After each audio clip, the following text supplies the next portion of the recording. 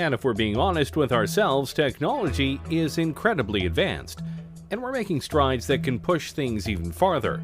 We have cars that are much safer than they've been in the past decade, and we're even making fully electric cars that can help save the planet. There are even plans for self-driving cars and even self-driving Ubers that make the future of transportation very exciting. And that's just one technology that we're growing at a fast rate. What about all the others that are out there? What will technology be as we get closer and closer to 2050? Let's start with one that well and truly could happen very soon: drones.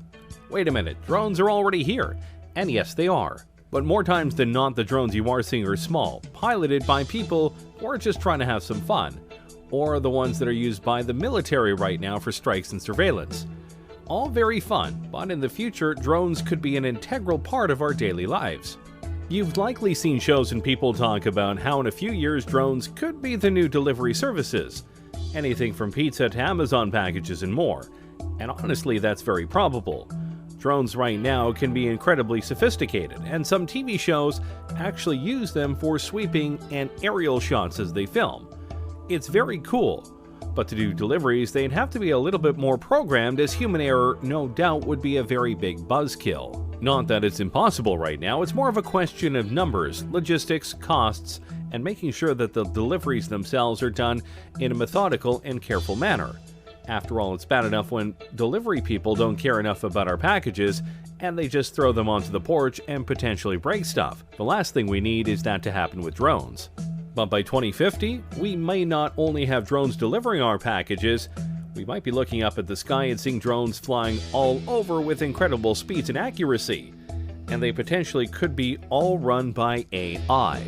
The potential is there, and by that point, various upgrades to drones and their programming will no doubt make them all the more efficient, durable, and quick.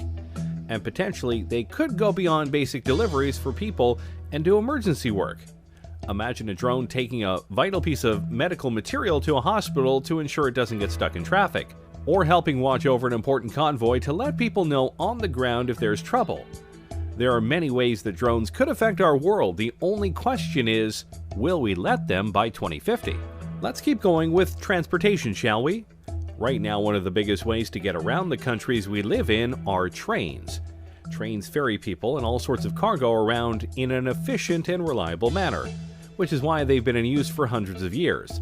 But if we're being honest here, while trains are efficient and reliable in certain ways, they aren't exactly fast, especially when it comes to passenger and freight trains. They can take a long time to get to their destination, and at times, it's more logical to take other modes of transportation, which is why companies are making special kinds of trains that can go much faster. You know of the magnetic trains of Japan, no doubt, but others like the Virgin Hyperloop are trying to push things even farther. Passengers or cargo are loaded into the Hyperloop vehicle and accelerate gradually via electric propulsion through a low-pressure tube. The vehicle floats above the track using magnetic levitation and glides at airline speeds for long distances due to ultra-low aerodynamic drag. Science fiction? Hardly. In fact, the first vehicle of the Hyperloop has already been tested and proven, and some larger tests are being scheduled for the next few years. And if this works, traveling across the country will be much faster. How much faster? The Hyperloop aims to send people shooting across the tubes that they make at a rate of about 600 miles per hour. Which means if they were able to do this across the entire United States from east to west, or vice versa, you could travel across the whole country in about 5 hours, give or take. Considering it would take much longer for a regular train ride or car ride, that's a big improvement. And they're planning to do this with not just people but cargo.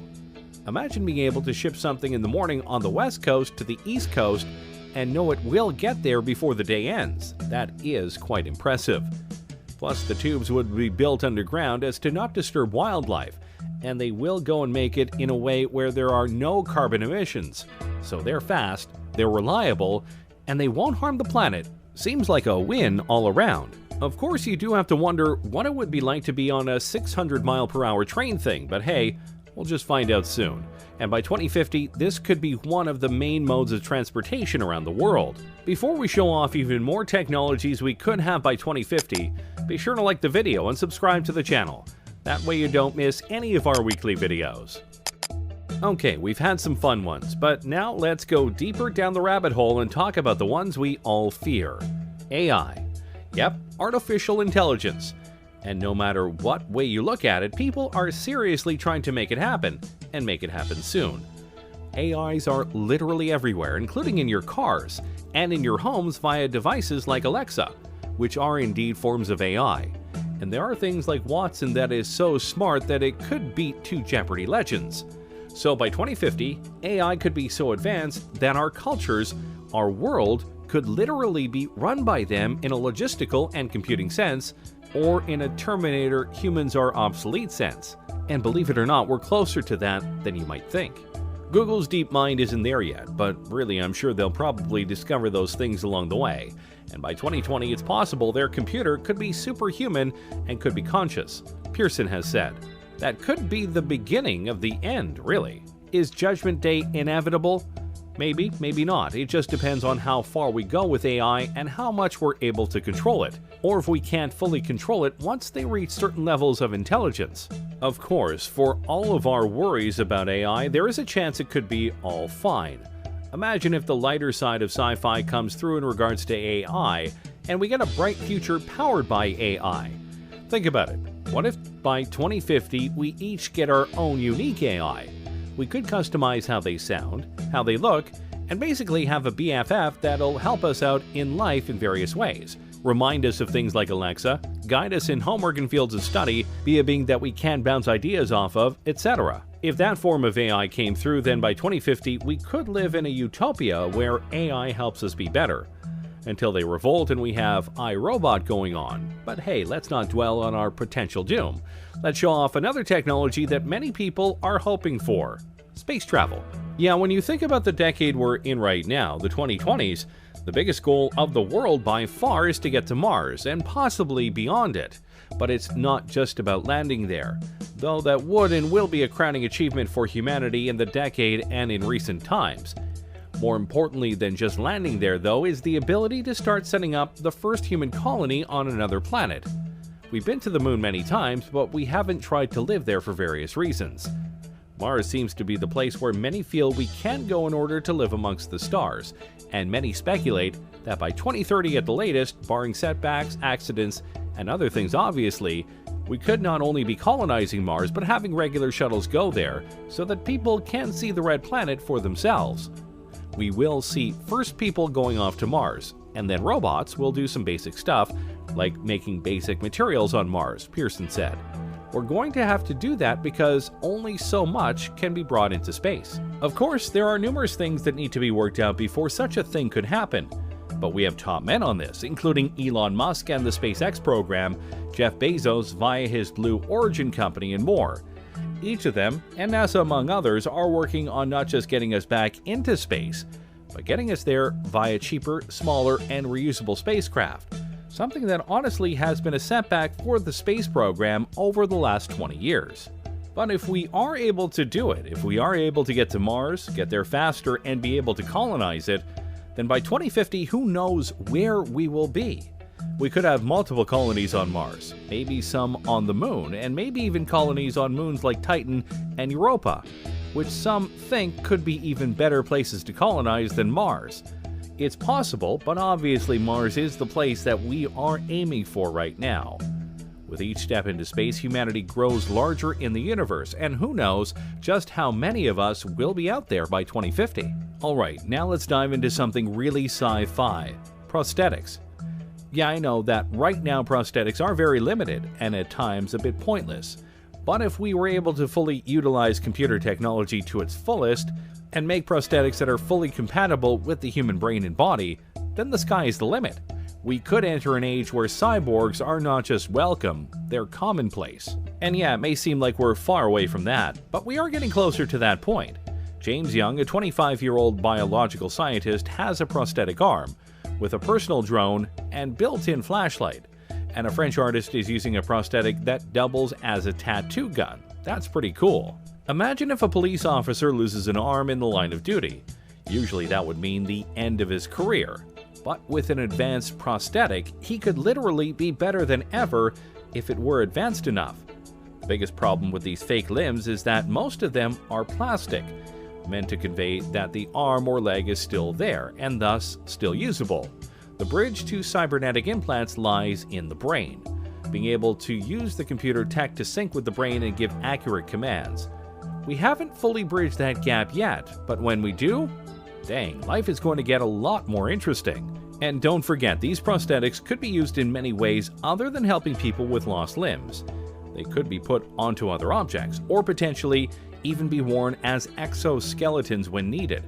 Think of it like Jax from Mortal Kombat. Some people could even ask for implants to be put into their arms or legs to give them an extra boost, like TJ Combo from Killer Instinct. What? I like video games, and they have plenty of cybernetic people. The point is, by 2050, if these things are made, a lot of people won't feel broken or weak anymore because they've lost limbs or the abilities of their arms or legs. They'll be whole again and be able to do things just like they were before, if not better. And that's a future we should definitely be trying to live for. Now let's go to something a bit more unique. Look at yourself right now. Specifically, look at the clothes you are wearing right now. What are they made of? What do they feel like? What do they look like? Of all of these answers, I bet none of them are, they look like they could give me superpowers, because they can't. Not yet, anyway. Think about it like this. What if the clothes you are wearing right now felt the same, looked the same, but could do more? With the growth of nanotechnology, your clothes could potentially be embodied with various materials or technologies that help you improve your strength, durability, and more. For example, what if you had a shirt on that was light as a feather, but could absorb impacts and leave you with no injuries? That would be pretty impressive and important, especially in this age of gun violence we live in. Or what if the uniforms of firefighters made them completely heat-resistant and burn-proof, further ensuring that they are able to do their jobs without much risk to their lives? The technologies that we can put into clothes is out there, and some people are working on it right now, both in terms of multiple functions, but also cosmetic appeal. Imagine if by 2050 we have the ability to craft whatever kinds of clothes we want, and even select what kind of abilities they have. Imagine you wear a special kind of top that has a special pattern on it, and when you press a button or say a keyword, that pattern unfolds and suddenly you have wings on your outfit. Wouldn't that be cool? If done right, this could be the newest wave of fashion and style in the future. See, the future is hip. I'm sure that last one left you drooling, so let's temper your expectations and talk about school. Yes, it sucks, and learning can be a chore, but in the future it may be a lot more interactive. Over the last decade or so, computers in schools have been a must-have for various courses. But if the advent of virtual reality simulations come through as many expect them to, it could lead to all sorts of innovations in the classrooms that could help kids with what's going on. You could take students to an environment in the past and show them what was happening, like watching a battle taking place, Pearson said. You can explain that sort of thing more easily if they can see it happening than if you are looking at a textbook. Oh yeah, history and geography classes would be much more fun, that's for sure. Or imagine an audiobook, but instead of just an audio, you could see the characters coming to life before your eyes, and you watch them interact with others. Heck, school plays could have projected environments to make things seem more real. And of course, you could have virtual tutors to help you with problems that the teachers aren't able to help with.